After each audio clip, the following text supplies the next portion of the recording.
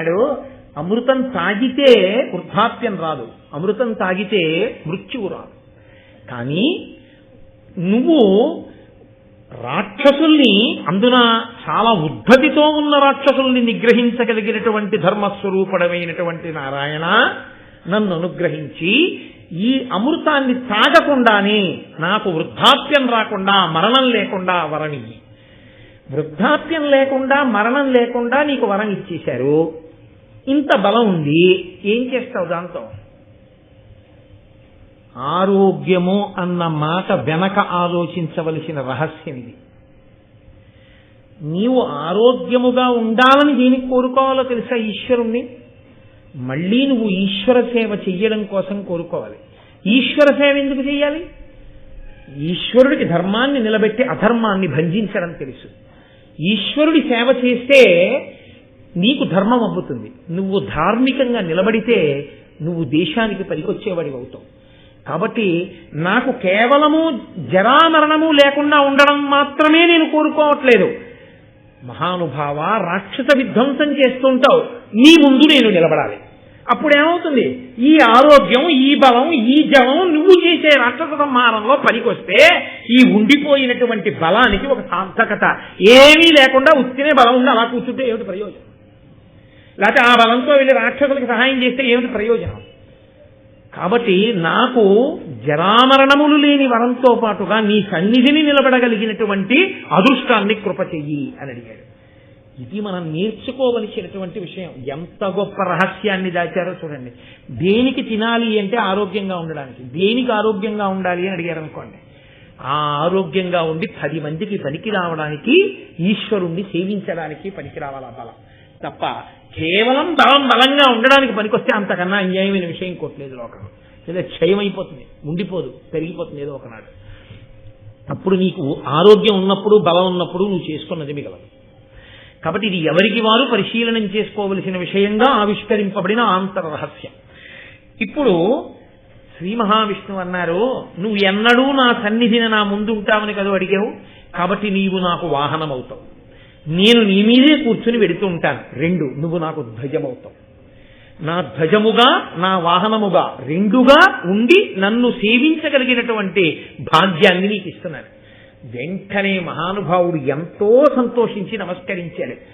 ఎప్పుడైనా సంతోషించి ఆనందించవలసిందంటూ జీవితంలో దొరికితే ఈశ్వరుడి ముంగిట నిలబడగలగడం, ఈశ్వరుణ్ణి సేవించడం, ఈశ్వరుడికి ఏదైనా సేవ చేశాను అని చెప్పుకోగలగడం, 10 మందికి పనికొచ్చేటట్టు బతకగలగడం. ఇవి చేసిన నాడు నీ ఆరోగ్యం, నీ బలం, నీ తెలివి, నీ మాట, ధన్యత, ఇందులో ఏదైనా నీ స్వార్థానికే నువ్వు వాడుకున్న నాడు అందులో నువ్వు సంతోషించడానికి నిన్ను ఆదర్శంగా తీసుకోవడానికి అంతకన్నా లేదు. నీ కడుపు కోసం, నీ స్వార్థం కోసం నువ్వు వీటిని వాడుకున్నావు కాదు. వీటిని త్యాగమయుడవై సమాజానికి అందించు. నువ్వు అందరికీ ఆదర్శ పురుషుడవై నిలబడిపోతావు. ఆదర్శ పురుషుడిగా నిలబడి ఎలా బతకాలో గరుత్మంతుడు ఈశ్వరుడి ముందు నిలబడి మనకి చూపిస్తూ ఉంటాడు. గరుత్మంత దర్శనం చేస్తే కానీ లోపలికి వెళ్ళంగా దర్శనానికి, ఆయన్ని చూడగానే మనకి ఆయనలా నిలబడాలన్న కోరికే లోపల పొటమరిస్తే ఆనాడు జన్మధన్యం. తప్ప కేవలం గరుత్మంతుడికి నమస్కారం చేసి వెళ్ళడానికి గరుత్మంతుడికి నమస్కారం చేయడం అభ్యున్నతి హేతువు అని నేను అనుకోవట్లేదు. బహుశः గరుత్మంతుడు ఆ బుద్ధి తర్వాతి కాలంలో కల్పిస్తాడేమో, కల్పించి రక్షిస్తాడని చెప్పవలసి ఉంటుంది తప్ప ఏ ప్రయోజనం ఉండదా నమస్కారానికని సిద్ధాంతీకరించకూడదు. కాబట్టి ఇప్పుడు ఆ గరుత్మంతుడు కోరుకున్నటువంటి వరాన్ని ఇచ్చారు. కానీ ఇంద్రుడు మాత్రం తన కర్తవ్య నిర్వహణ తాను చేయాలి కదండి. అందుకని తనని అక్కడ ఉన్న రక్షకులు ఓడిపోయారు, అమృత భాండాన్ని తీసుకుపోతున్నాడు. అందుకని వజ్రాయుధాన్ని ప్రయోగించాడు. ఇప్పుడు ఆ వజ్రాయుధపు అంచులు మెరిసిపోతూ అది గరుత్మంతుడికి దగ్గరగా వెళ్ళింది. గరుత్మంతుడు ఒక నవ్వు నవ్వి అన్నాడు, నువ్వు వచ్చావు మంచిదే, పాపం ఇంద్రుడు విడిచిపెట్టాడు, నీ బలం ఇతరుల మీద చూపించు. నా దగ్గరికి వచ్చి నన్ను కొడితే నీకేం వస్తుంది? నువ్వేమీ చెయ్యలేవు. కానీ నువ్వు ఏమీ చెయ్యలేకపోయావనుకో నీకు కాదు అవమానం. ఎవరికి అవమానమో తెలుసా? నిన్ను దేంతో తయారు చేశారు? దధీచి మహర్షి యొక్క ఎముకలతో తయారు చేశారు. దధీచి మహర్షి యొక్క ఎముకలు దేంతో తయారు చేయబడ్డాయి? బ్రహ్మజ్ఞానాన్ని అంతటినీ ఆయన ఎముకలలో దాచుకున్నాడు. అంత గొప్ప స్థితి పొందిన ఎముకలు కాబట్టి ఆ ఎముకలతో వజ్రాయుధాన్ని తయారు చేశారు. ఇప్పుడు వచ్చిన వజ్రాయుధం ఏమీ చెయ్యలేకపోతే ఈ అవమానం ఎవరికి వెడుతుంది? దధీచి మహర్షి యొక్క ఎముకకి వెడుతుంది. అటువంటి మహానుభావుడు అవమానింపబడ్డం నాకు ఇష్టం ఉండదు. అందుకని ఒక పని చేయి, ఒక ఈక ముక్కని తింపి వెళ్ళిపో, అంతకన్నా నువ్వేం చేయలేవు. ఇప్పుడు ఆ వజ్రాయుధం ఆయన మాట మన్నించి ఒక ఈక ముక్కని కోసి వెళ్ళిపోతే అక్కడ ఉన్న ఋషులు దేవతలు అందరూ అన్నారు, అమ్మ బాబోయ్, ఆ రెక్కలేమి, ఆ ఈకలేమి, ఆ బలమేమి. లోకంలో అన్నిటికన్నా తేలిగ్గా తీసి పారేసేటప్పుడు ఏమంటారంటే వెంట్రుక ముక్క అంటారు. గరుత్మంతుడి వెంట్రుక ముక్క ఆయన అనుగ్రహిస్తే వజ్రాయుధం తెప్పింది. ఏమి బలం రా, ఏమి ఈకలు రా, ఏమి రెక్కలు రా, కాబట్టి ఈయన్ని మేము సుపర్ణుడు అని కీర్తిస్తున్నాం అన్నారు. అప్పుడు గరుత్మంతుడికి సుపర్ణుడు అని బిరుదునామం వచ్చింది. ఆ వజ్రాయుధం వెనక్కి వెళ్ళిపోయి ఆయన వెళ్ళిపోతున్నాడు అమృతభాండంతో. ఇంద్రుడు పరుగు పరుగున వచ్చాడు. వచ్చి అన్నాడు, నిరుపమాన శౌర్య నీతోడి చెలిమి సేయంగా నాకభీష్టమైన ఎదియు ఇట్టి విక్రమంబు ఇట్టి సామర్థ్యంబు కలదే ఒరులకి జగమునందు. మహానుభావ, ఏమి బలం, ఏమి పరాక్రమం, ఏమి శౌర్యం లోకంలో ఎవరికైనా ఉందో? నీతో నేను స్నేహం చెయ్యాలనుకుంటున్నాను. కాబట్టి ఇక మన ఇద్దరం శత్రువులం కాదు, మన ఇద్దరం చాలా స్నేహశీలురమై మనం జీవిద్దాం. అసలు యథార్థములకు ఇద్దరు కశ్యప ప్రజాపతి బిడ్డలే కదండి. కాబట్టి ఇంద్రుడు అడిగాడు, నీకు అమృతం అక్కర్లేదు, నువ్వు తాగనన్నావు. అమృతము వలన ఏదొస్తుందో అది విష్ణువు దగ్గర వరంగా పొందేశావు. మరి ఇప్పుడు ఈ అమృతం నీకెందుకు? అమరుడవు, అజరుడవు, అజితుడవు, అమేయుడవు, నీకు అమృతమది ఏల ఖగోత్తమ. దీని ఒరులకిచ్చిన అమరులకును వారసాక్షులవుదురు పోరం. నీవు చూస్తే అమరుడవు, నీకు మృత్యువు లేదు. అజరుడవు, నీకు వృద్ధాప్యం రాదు. అజితుడవు, నిన్నెవ్వరూ కూడా ఓడించలేరు. అమేయుడవు, నీ బలం ఇంత అని లెక్క పెట్టడం ఎవరికీ సాధ్యం కాదు. కాబట్టి నీకు అమృతం ఎందుకు అక్కర్లేదు. అక్కర్లేని అమృతాన్ని నువ్వు పట్టుకెడితే వచ్చే ఉపద్రవం ఏమిటో తెలుసా? నువ్వు ఎవరికో ఇవ్వడానికి పట్టుకెడుతున్నావు. ఇప్పుడు వాళ్ళకి పట్టుకెళ్ళి ఇచ్చేస్తే వాళ్ళ అమృతం తాగేస్తారు. వాళ్ళు ఎటువంటి వాళ్ళో మాకు తెలియదు, నువ్వు ఎవరికి ఇస్తావో తెలియదు. వాళ్ళు దేవతలు నిగ్రహించడానికి వీలు లేని వాళ్ళు అయిపోతారు. ఇప్పుడు వాళ్ళు పాపబుద్ధి కలిగిన వాళ్ళు, అధర్మాచరణము కలిగిన వాళ్ళు అయిన వాళ్ళై నువ్వు పట్టుకెళ్ళి ఇచ్చి వాళ్ళు తాగేస్తే, వాళ్ళని నేను నిగ్రహించలేకపోతే, ఆ సంతానము లోకంలో పెరిగిపోతే, అధర్మము జడలు విప్పి నాట్యం చేస్తే, అమృతం నువ్వు ఇచ్చిన కారణం చేత లోకంలో ధర్మం పాడైపోతే, నువ్వు తాగకపోయినా నీకు ఇన్ని గుణాలున్నా నువ్వు చేసిన తప్పు వల్ల లోకంలో ధర్మం పోలా, దేవతలను నువ్వు ఇబ్బంది పెట్టవా? కాబట్టి దేనికి పట్టుకెడుతున్నావు అమృతాన్ని నాకు చెప్పు. చెప్పి నీకేం కావాలి కోరుకో, అది నేను నీకు ఇస్తాను అంటే, నీ ఒరులకు ఈ అమృతం వీవలదు, నాకు మగుడనిచ్చిన నీకిష్టావాప్తియగు విధంబే కావించద అనినా హరికి గరుడండనియన్. నీకు కావలసినదేదో నువ్వు అడుగు, ఆ వరం నీకు నేను తీర్చేస్తాను, నేను చేసి పెడతాను. కానీ ఈ అమృత భాండం మాత్రం ఇవ్వకు. ఎవరికి పట్టుకెళ్ళిద్దాం అనుకుంటున్నావో వాళ్ళకి ఇవ్వకు, ఇబ్బంది వస్తుంది అంటే. గరుత్మంతుడు అన్నాడు, నేను మా అమ్మని దాస్యం నుంచి విడిపించుకోవడం కోసమని అమృతం తెచ్చిస్తానని పాములకు మాట ఇచ్చాను. ఎక్కడ వరకు వాళ్ళు నన్ను అడిగారు? అమృతం తెచ్చి ఇమ్మని అడిగారు, సాగించమని నన్ను అడగారు. కాబట్టి పట్టుకెళ్ళి ఇచ్చేస్తే నా దాస్యం వదిలిపోతుంది. నువ్వేం చేస్తావు? అందకూడని వాళ్ళకి అందకూడదని కదా నువ్వు అనుకుంటున్నావు. వాళ్ళకి అందకూడదని నువ్వు అనుకుంటే నేను పట్టుకెళ్ళి అక్కడ పెట్టి స్నానం చేసి వచ్చి తాగండి అని చెప్తాను, అమృతం కాబట్టి. వాళ్ళు స్నానం చేయడానికి వెళ్ళినప్పుడు అమృతం నువ్వు తెచ్చేసుకో నీ బలంతో. మా అమ్మ దాస్యము పోతుంది. అయోగ్యులు వాళ్ళైతే వాళ్ళకి అందకుండా నువ్వే చేసుకో అంటే ఆయన చాలా బాగుంది. పూనా ఉపకారం వచ్చింది. పట్టుకెళ్ళి గబాలను నువ్వే వాళ్ళందరినీ చేతులు పట్టండి, నువ్వు నోళ్ళు తెరవండి పోసి అక్కడ పెట్టి స్నానం చేయండి. నేను కాగల కార్యం రఘులు చూసుకుంటారు, నేను చూస్తాను, పట్టుకుపోతాను, చాలా సంతోషం అని ఆయన అన్నాడు. గరుడుని యొక్క శక్తి చాలా గొప్పది అని చెప్పి నాకు ఇప్పుడే బృహస్పతి చెప్పాడు, నేను చూశాను. మహానుభావ, అసలు నీ శక్తి ఎటువంటిదో ఒకసారి వినాలనుకుంటున్నానయ్యా. ఇప్పుడు యుద్ధం మాత్రమే చూశాను, ఒక్కసారి నీ శక్తి ఎంతటిదో చెప్పు. ఇది గరుత్మంతుని యొక్క గొప్పతనం. సుందరకాండలో హనుమ ఎలా చెప్పుకోరో అలాగే గరుత్మంతుడు కూడా చెప్పుకోడు. ఆయన అన్నాడు, పరనిందయు ఆత్మగుణోత్కర పరికీర్తనము చేయగా ఉచితమే సత్పురుషులకు అయినను నీకచ్చెరువుగా నా కల తెరంగు చెప్పేద ప్రీతి. లోకంలో ఎక్కడైనా తన్ని తాను పొగుడుకోవడం, ఇతరుల్ని నింద చేయడం, ఈ రెండు చెయ్యొచ్చయా? రెండు చంపడం చావడంతో సమానం. కాబట్టి అలా నా బలం ఇంత గొప్పదని నేను ఎలా చెప్పుకుంటాను? చెప్పుకోకూడదు. కానీ పెద్దవాడివి, దేవలోకాధిపతివి, నువ్వు అడిగిన తరువాత చెప్పాలి. నా బలాన్ని వినయంతో చెప్తున్నాను తప్ప అతిశయంతో చెప్తున్న వాడిని మాత్రం కాదు. నువ్వు అడిగావని చెప్తున్నానంటే విను చెప్తాను. స్థావర జంగమ ప్రవితంబకు భూవలయంబునెల్లా నా లావున భూని తాల్తూ అవిలంఘ పయోధి జలంబులెల్లా రత్నావళితోన చల్లుదు బృహన్ నిజపక్ష సమీరణంబునన్ దేవగణేశ ఈ క్షణమ తిమ్రరి వస్తూ ద్రివిష్టమంబులన్. నా బలం ఎంతటిదో నీకు చెప్తాను విను. స్థావర జంగమములతో అంటే కదిలే ప్రాణులతో కదలనిటువంటి వాటితో ఉన్న ఈ భూమండలాన్నంతటినీ కూడా నా లావున భూనిదాల్తూ అంటే కదలనివి కొన్ని ఉంటాయి, అరణ్యాలు పర్వతాలు ఇలాంటివి. కదిలేవి కొన్ని ఉంటాయి ప్రాణులు.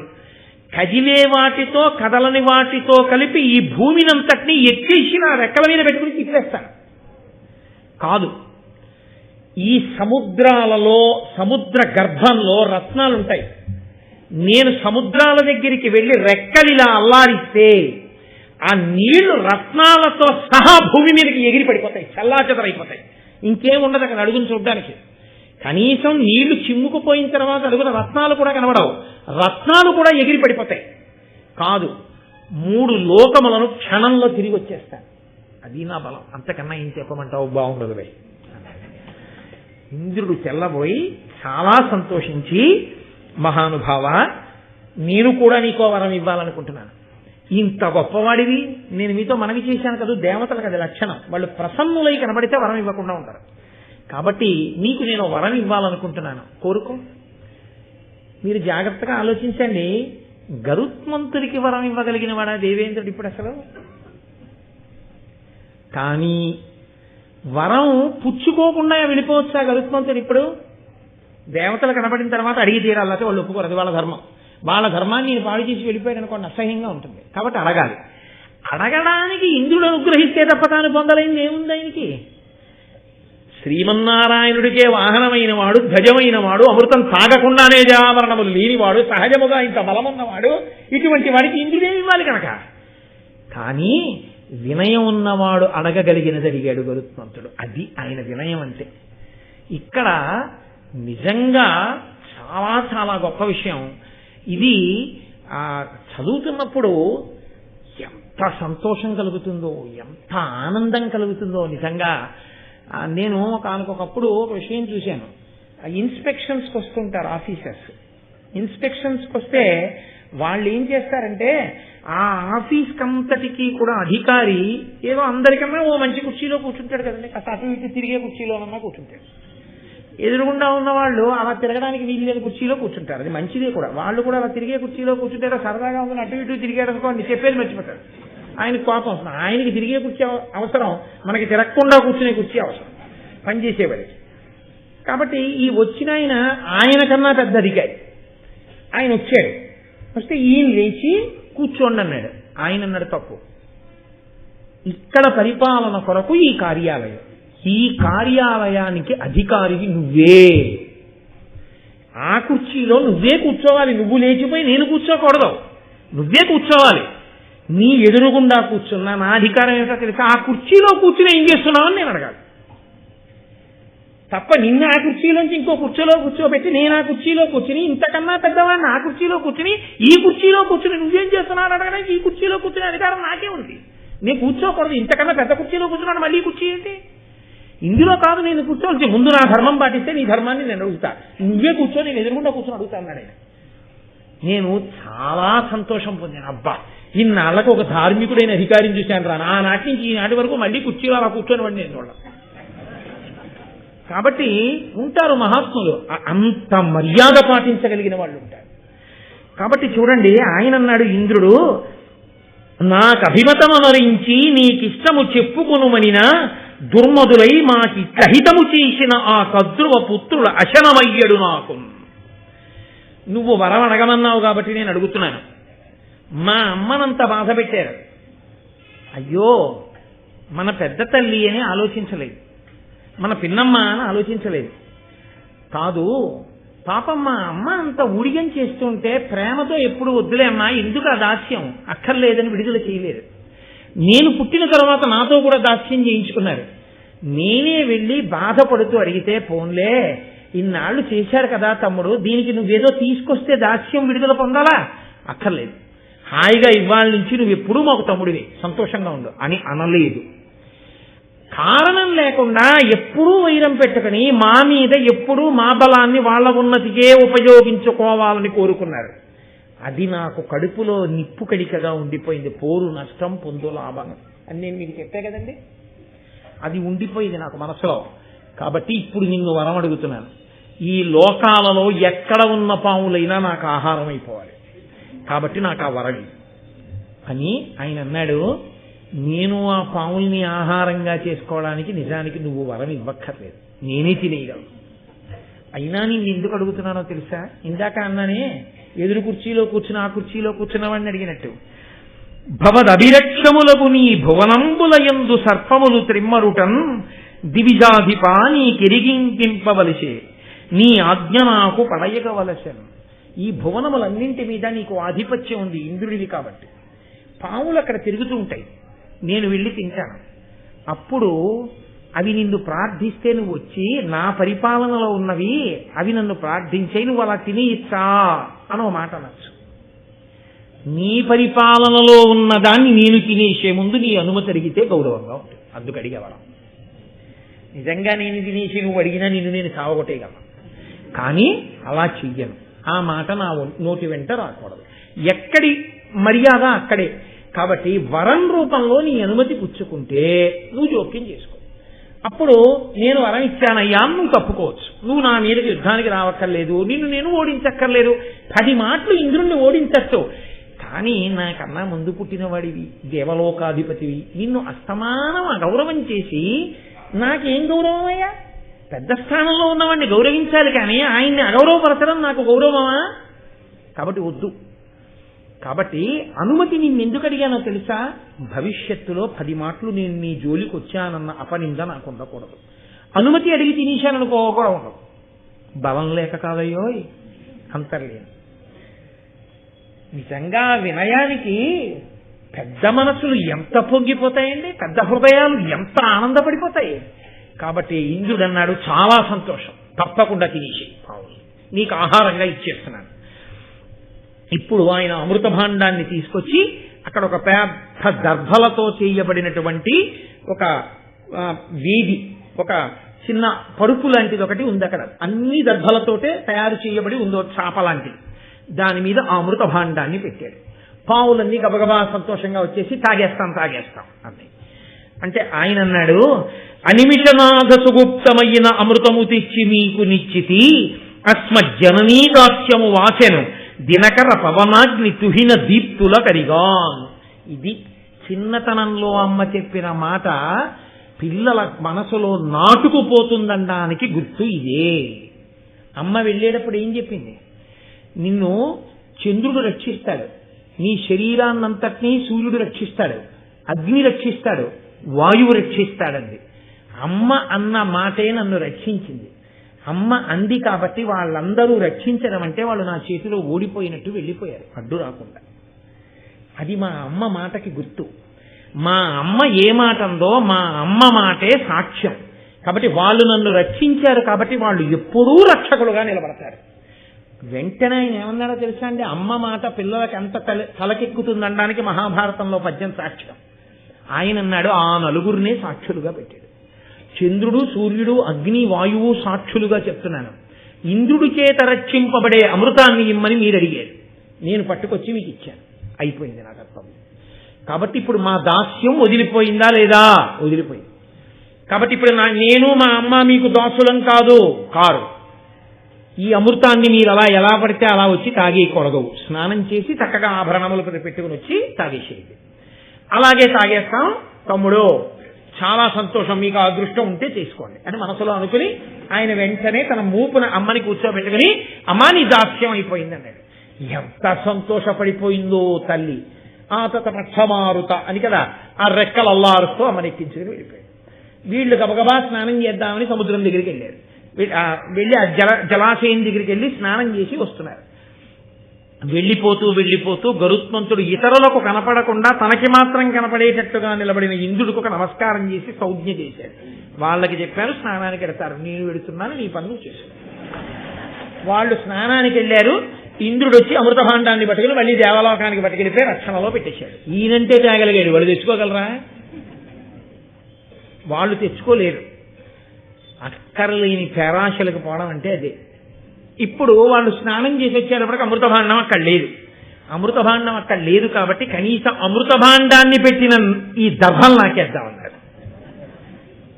ఆకులో పెట్టిన ప్రసాదం అంతా అయిపోయింది అనుకోండి, ఏమీ లేకపోతే అది చాలా గొప్ప ప్రసాదం అండి అన్నారు అనుకోండి, ఆకు తినేస్తాడు. ఎందుకంటే ప్రసాదం పెట్టిన ఆకు అది పవిత్రమే కాబట్టి ఆకు పడేయడం ఎందుకండి అని చెప్పి ఆకు తినేస్తాడు. పూర్వం ఎవరు అన్నది నేను చెప్తే బాగుండదు, సోత్కర్ష కింద ఉంటుంది. పరిసేచనం చేసి నైవేద్యం చేశాం కదా అని భోజనం చేసే ముందు ఆకులు కూడా లవంగ మొగ్గలతో కుట్టుకుని లేక తమలపాకుల విస్తట్లో భోజనం చేసి ఏదీ ఈశ్వర నివేదనం చేయబడినటువంటి పాత్రతో సహా విడిచిపెట్టకూడదని చిట్ట చివర తమలపాకులు లవంగ మొగ్గలతో కుట్టినటువంటి ఆ బిస్కట్ని కూడా ఇలా మడత పెట్టేసి నోట్లో వేసుకుని వెళ్ళిపోయాడు ఒక మహానుభావుడు.